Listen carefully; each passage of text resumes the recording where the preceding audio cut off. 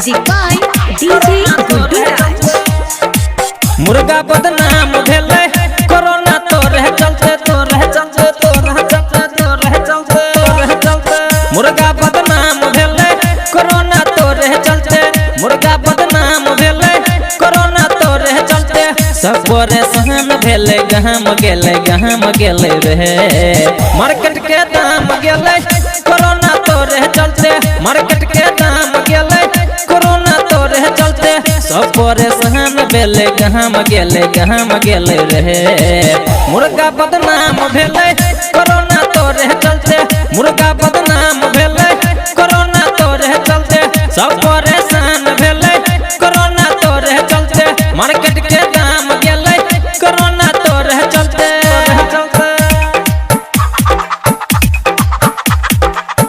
Corona तो रह चलते DJ Guddu Madhubani DJ Guddu Madhubani DJ Guddu Madhubani. Corona तो रह चलते तो रह चलते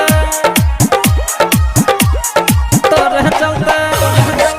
चाइना सायल ही रहते चाइने मेरे रहते चाइने मेरे चाइना सायल ही रहते चाइने मेरे रहते चाइने मेरे फैल गल ही किया पूरा दुनिया मेरे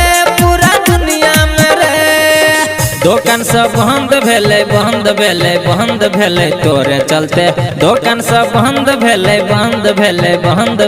तोरे चलते सब परेशान भेले कोरोना तोरे चलते सब परेशान भेले कोरोना तोरे चलते मुर्गा बदनाम भेले कोरोना तोरे चलते मुर्गा बदनाम भेले कोरोना तोरे चलते singing by Gyanu Yadav music by DJ Guddu Raj. सुनी का नाम सब डर रे देखी डर रे सुनी का नाम देखी डर रे सब डर रे दिन पर दिन नाम देखी गिर रे जनता में कर्फ्यू लगले तोरे चलते जनता में कर्फ्यू लगले तोरे चलते मछली के दाम बढ़ले कोरोना तोरे चलते मछली के दाम बढ़ले कोरोना तोरे चलते मुर्गा बदनाम भेले कोरोना तोरे चलते मुर्गा बदनाम भेले कोरोना तोरे चलते तोरे चलते